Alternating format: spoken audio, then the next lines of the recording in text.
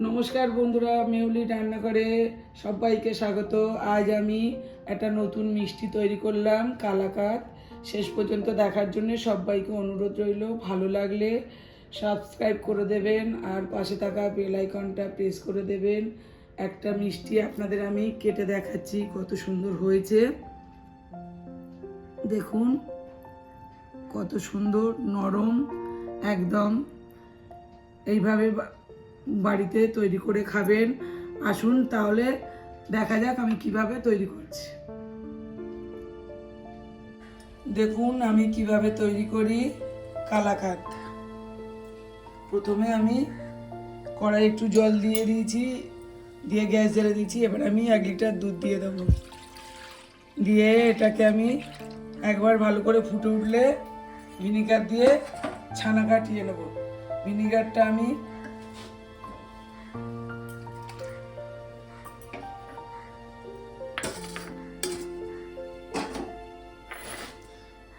3 চামচ ভিনিগার নিয়ে নিচ্ছি। আপনারা চাইলে লেবু দিয়ে কাটতে পারেন, ছানা কাটানো পাউডার দিয়ে কাটতে পারেন। আর 3 চামচ জল দিয়ে দিচ্ছি। ভিনিগার দিয়ে কাটলে ছানাটা নরম হয়। এবার আমি দুধটা ফুটলে ভিনিগারটা দিয়ে ছানাটা কাটিয়ে নেব। দুধটা আমার ফুটে গেছে, এবার আমি গ্যাসটাকে নিভিয়ে দেবো।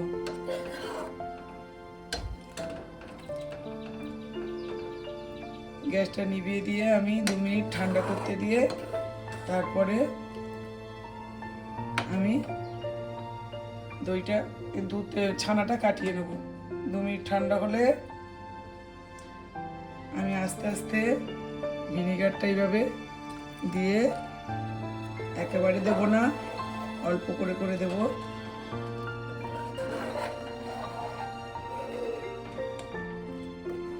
দিয়ে এইভাবে ছানাটাকে কেটে নেব।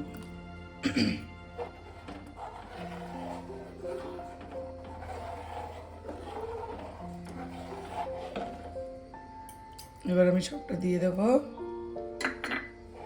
দিয়ে কিছুক্ষণ এইভাবে নাড়বো, নাড়তে নাড়তে এই দেখুন বন্ধুরা, ছানাটা কি সুন্দর কাটা হয়ে গেছে।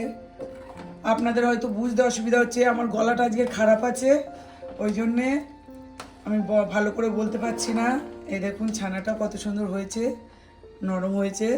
এবার আমি ছানাটাকে একটা যা বাটি নিয়েছি, তার উপরে একটা পরিষ্কার কাপড় নিয়েছি, আমি ছানাটা এবার ঢেলে নেব।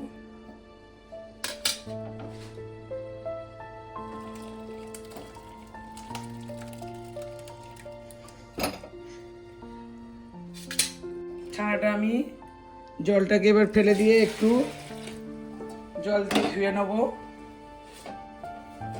যাতে ছানাতে যে টক ভাবটা সেটা কেটে যায়। যদিও আমি ভিনিগার দিয়ে কেটেছি, টক খুব একটা হবে না, তবু একটু ভালো করে আমি ছানাটা ধুয়ে নেব। নিয়ে আমি এটা জল ঝরতে দেব।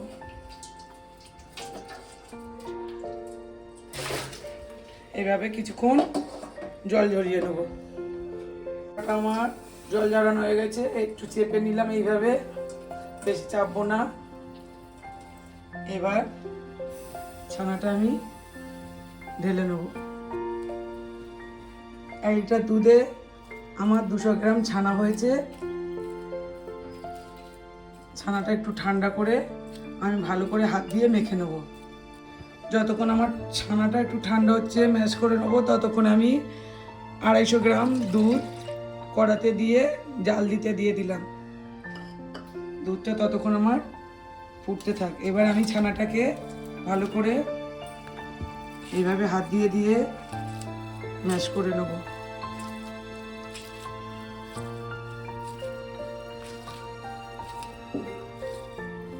ছানাটা আমার ভালো করে মাখা হয়ে গেছে। এবার আমি এটাকে রেখে দেবো। দুধটা ভালো করে আমি ঘন করে নেব।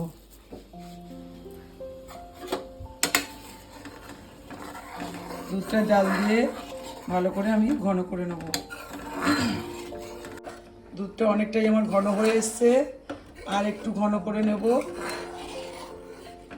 দুধটা আমার ঘন হয়ে এসছে। এবার আমি ওতে একটু গুঁড়ো দুধ দিয়ে দেবো। গুঁড়ো দুধটা আমি 50 গ্রাম মতো দিয়ে দেবো।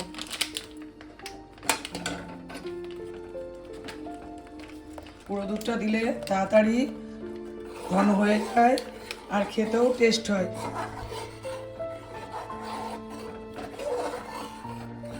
দিয়ে আবারও আমি কিছুক্ষণ নেড়ে ভালো করে ঘন করে নেব। এবার আমি দিয়ে দেবো একটুখানি এলাচ, ভালো করে থেতে নিয়েছি, এলাচটা দিয়ে দিলাম, 2-3টে এলাচ দিয়ে দিলাম। এবার দিয়ে দেবো আমি মিল্ক মেড।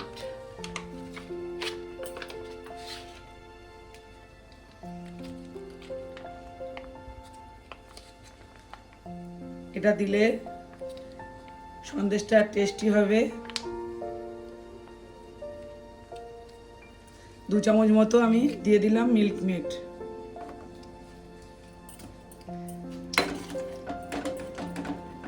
আর দিয়ে দেবো 25 গ্রাম মতো চিনি।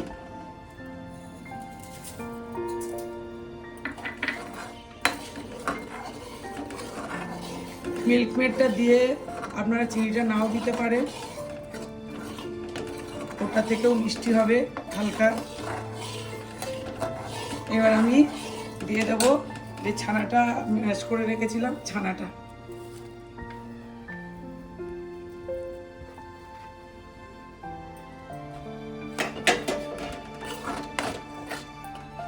ছানাটা দিয়ে আমি ভালো করে এবার জাল দিয়ে দেবো।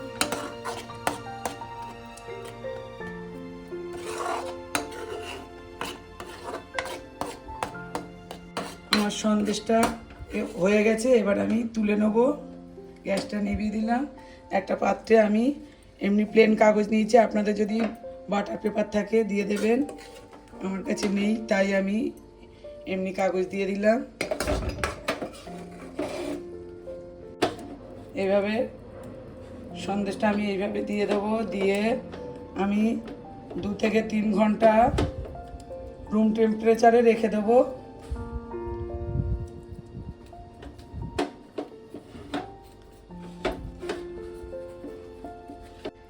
এবার আমি এর উপরে কিছু পেস্তা ছড়িয়ে দেব।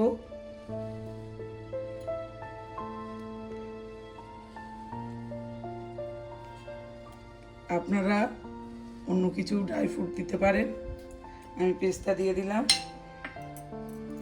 এবার আমি এটা 2-3 ঘন্টা রুম টেম্পারেচারে রেখে দেব। 2 ঘন্টা পরে আমি সন্দেশটা এবার নিয়ে এসেছি, রুম টেম্পারেচারে রেখেছিলাম। সন্দেশটা আমি তুলে নেব। নিয়ে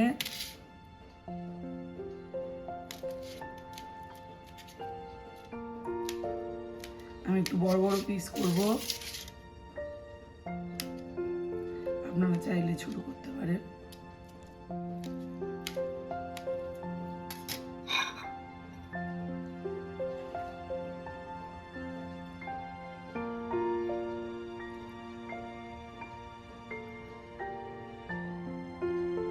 এইভাবে আপনারা বাড়িতে তৈরি করবেন কালাকাঁদ।